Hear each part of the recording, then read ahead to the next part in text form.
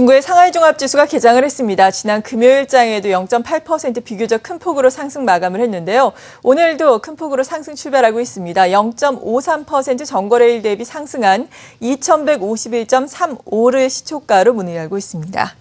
자, 중국과 관련해서는 또 어제부터 8월의 경제지표가 연이어서 발표가 되고 있습니다. 어제 수출입 동향이 상당히 괜찮았는데 이러한 중국의 경기에 어떻게 봐야 하는지 미중산업경제연구소의 조용찬 소장과 계속해서 이야기 나눠보겠습니다. 안녕하세요. 예, 안녕하십니까. 네, 먼저 어제 수출입 동향은 어떻게 보셨나요? 네, 아무래도 8월달 수출이 생각보다 좋았는데요. 네. 전년 동월 대비해서 플러스 7.2%로 2개월 연속 플러스를 보였습니다. 그렇죠. 아무래도 신규 수출 주문 지수가 좋았고요. 그리고 또 4분기 수출 증가세가 앞으로도 계속 이어질 것으로 보여지는데요. 아무래도 미국을 중심으로 한 동남아시아의 그 수출이 계속 늘어나고 있다는 점은 앞으로도 중국의 수출 증가율은 꾸준할 것으로 보여집니다.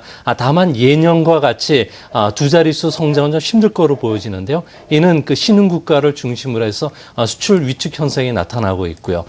그리고 그 중국 같은 경우에는 수출 지표의 선행 지표라고 할 수 있는 수입 증가율이 아무래도 8월 달에는 전년 동월 대비해서 7% 증가에 그쳤다는 점, 그리고 재고 조정이 아직 끝나지 않았기 때문에 중국 쪽에서 수입 물동량이 그렇게 크게 늘지 않는다는 점에서는 앞으로 중국과 관련해서는 수출은 완만하게 회복되지 않을까 보여집니다.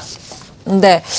그리고 이렇게 중국의 경제 지표가 호전을 보임에 따라서 중국의 경제 자체에도 상당한 기대감이 일고 있습니다. 이에 따라서 우리도 좀 관련 지어서 생각을 해봐야 할 텐데 대중국 수출 같은 경우에도 좀 개선되고 있는 업종군도 있을 테고 아직도 부진한 업종군도 있을 것 같아요. 업종별로 보자면 좀 어떻습니까? 네, 아무래도 중국 수출을 보면은 우리나라의 대중국 수출하는 그 품목들의 60%가 반제품이라든지 부품 형태로 해서 미국이나 유럽에 수출하게 됩니다. 중국 같은 경우에는 대미 수출이 8월 달에 9.2% 증가했는데요.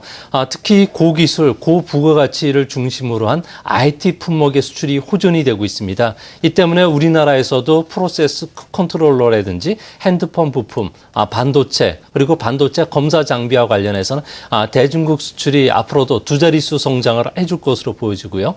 또한 중국이 소비 고도와 관련된 운동용구 같은 생활용품뿐만 아니라 화장품과 의약품과 같은 정밀화학도 지금 수출이 잘 되고 있습니다. 이뿐만 아니라 음식료도 두 자릿수의 성장을 계속 증가를 하고 있는데요. 반면에 산업구조 조정이 좀 늦게 진행이 되고 재고 조정이 잘 안 되고 있는 철강 금속이라든지 석유 제품들은 계속 부진함을 면치 못할 것으로 보여집니다. 네.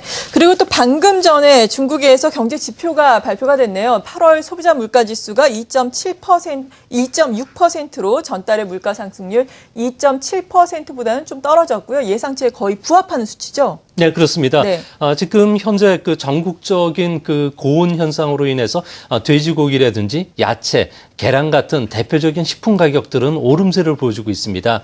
반면에 작년 그 이맘때 물가가 높았던 역기조 효과가 나타나면서 8월 달 물가를 0.6%포인트 끌어내린 것으로 보여지는데요.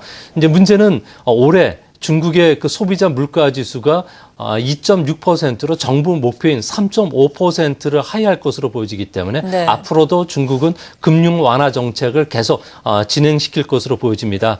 또한 그 중국 같은 경우에 그 특히 생산자 물가 지수가 중요한데요. 현재 그 노후 생산 시설 폐쇄라든지 그리고 1조 위엔에 들어가는 각종 인프라 사업들이 진행이 되면서 철강, 시멘트, 원자재 가격들이 상승하고 있기 때문에 중국의 생산자 물가 지수도 회복되면서 대중국과 관련된 우리나라의 그 원부자재 수출도 좀 늘어나지 않을까 보여집니다. 네. 그리고 내일 오후 같은 경우에도 지표 발표가 이어지잖아요. 산업 생산을 비롯해서 성장률 지표가 발표가 되는데 이러한 부분은 어떻게 전망을 하고 계세요? 네, 아무래도 중국 경제가 이제 서서히 회복세를 보여주고 있기 때문에 성장률 지표들도 상당히 우호적으로 나올 가능성이 높은데요. 네. 이 때문에 앞으로도 중국과 관련된 그 테마주들의 관심을 가져야 될 필요가 있지 않나 보여집니다. 특히 고정자산 투자 같은 경우는 전달 달보다는 0.1%포인트 증가할 것으로 보여지는데요. 아무래도 중국 정부가 전력이라든지 가스와 같은 유틸리티 사업을 지방정부의 권한을 이양하고 있기 때문에 투자가 계속 늘어날 것으로 보여지고요. 또 앞으로도 정부나 환경, 농촌, 철도와 관련 투자 정책들이 계속 진행되고 있다는 점에서는 투자도 이제는 바닥에서 회복되는 것으로 보여집니다. 특히 산업 생산은 GDP 성장률의 선행지표 역할을 하는데요. 전월보다는 0.2%포인트 올라간 9.9%로 예상이 됩니다. 아무래도 전력 소비량이라든지 철도 화물 운송량 같은 생산과 관련된 선행지표들이 분명히 회복되고 있고요. 앞으로 철도 건설이나 하수도 정비와 같은 공공투자가 계속되면서 철강이나 시멘트, 원자재 가격이 계속 상승할 것으로 보여집니다. 마지막으로 소매 판매도 전월보다 0.1%포인트 증가할 것으로 보여지는데요. 아무래도 전국적인 고온 현상으로 해서 에어컨 판매가 8월 달에 급증했고요. 또 새학기가 시작되면서 소비들이 좀 늘어나고 있다는 점에서는 앞으로도 소비도 이제 완만한 회복세를 탈 것으로 보여집니다. 네, 이렇게 경제 지표가 정말 확연하게 개선이 되고 앞으로도 개선세가 이어질 것으로 전망이 되면서 골드만삭스, JP모간을 비롯한 글로벌 IB들도 중국의 경제 성장률 전망치를 상향 조정하고 있지 않습니까? 그렇다면 앞으로 정말 올해 7.5% 달성이 가능할지 전반적으로는 어떻게 평가를 하고 계세요? 네, 지금 현재 중국과 관련된 각종 선행 지표라고 할 수 있는 PMI라든지 그리고 M2 증가율, 철도 화물 수송량 같은 그 주요 지표를 가지고 보면 3분기 중국의 GDP 성장률은 7.8% 정도 나오고요. 그리고 4분기에는 수출이 두 자릿수를 회복한다면 8% 달성도 가능할 것으로 보여집니다. 이런 측면에서 보면 올해 중국의 성장률은 7.7에서 7.8% 정도 성장할 것으로 보여지고요. 특히 앞으로 9월과 10월 달에는 근구 은십의 계절이 시작이 되고요. 11월은 삼중전회가 개최되는 만큼 각종 경기 부양책이 나온다는 점에서는 중국과 관련된 테마주들이 앞으로 우리나라 증시에 강력한 영향을 미치지 않을까 보여집니다. 네, 중국 관련된 테마주에 관심을 갖자라고 말씀해 주셨는데 중국과 관련해서 또 한 가지 빅 이슈가 있습니다. 바로 중국과의 FTA 1차 협상이 마무리가 됐다라는 점인데 품목수 기준으로 90% 자유화에 합의했다라는 소식이 전해지고 있는데요. 이에 따라서 물론 수혜를 받는 업종군도 있을 테고 또 반면에 이것에 좀 악재가 될 만한 업종들도 있을 것 같은데요. 명암이 좀 엇갈리겠죠? 네, 그렇습니다. 예. 우리나라와 중국 간의 그 무역거래 품목을 보면은 12,000개 품목이나 되는데요. 예. 이 중에 90%가 이제 관세율이 이제 낮아짐에 따라서 아무래도 수혜 업종, 피해 업종이 뚜렷해질 것으로 보여집니다. 가장 피해 업종은 농수산물이 될 가능성이 높은데요. 아무래도 서로 그 FTA가 체결이 되면 3조 3,600억 원 정도 생산이 줄어드는 효과가 나타나고요. 섬유 같은 경우는 관세가 철폐되면 매년 2억 6천만 달러 정도의 적자가 발생합니다.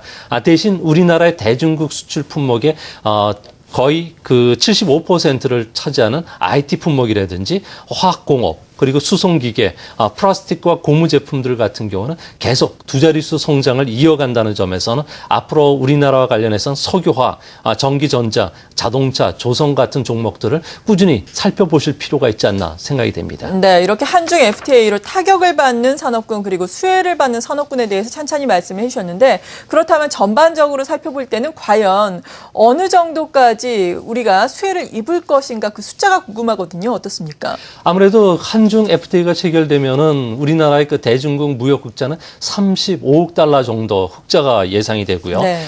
또한 우리나라 그 GDP 성장률도 2%포인트 정도 끌어올리지 않을까 보여집니다. 이런 측면에서 봤을 경우에 앞으로 중국과 관련해서는 반도체라든지 LCD 패널 뿐만 아니라 중국의 그 내수 시장이 개방이 되면서 생활용품과 관련된 시장들이 크게 부각이 될 가능성이 높은데요. 특히 상반기 수출을 보면은 트렁크 케이스라든지 가공용 초콜릿 같은 경우는 3,000% 가까이 수출이 늘어났고요. 참치나 우유 크림, 조제 커피, 입술 화장품 같은 경우도 100% 이상 증가세를 보였기 때문에 앞으로 관세율이 낮아지고 비관세 장벽이 철폐된다면 생활용품과 또 그 식음료 같은 그 산업들을 면밀하게 관찰하실 필요가 있을 것으로 생각이 됩니다. 네. 그런데 또 정말 중요한 것은 2단계 협상이다. 2단계 협상에서 진검승부가 펼쳐진다라고 의견들을 내놓고 있더라고요. 앞으로 그렇다면 중국과의 FTA 타결 과정에서 우리가 중요하게 봐야 할 관전 포인트로는 어떤 것들이 있을까요? 아무래도 FTA 체결과 관련해서는 지금 관세율과 관련된 이야기가 어느 정도 마무리가 됐기 때문에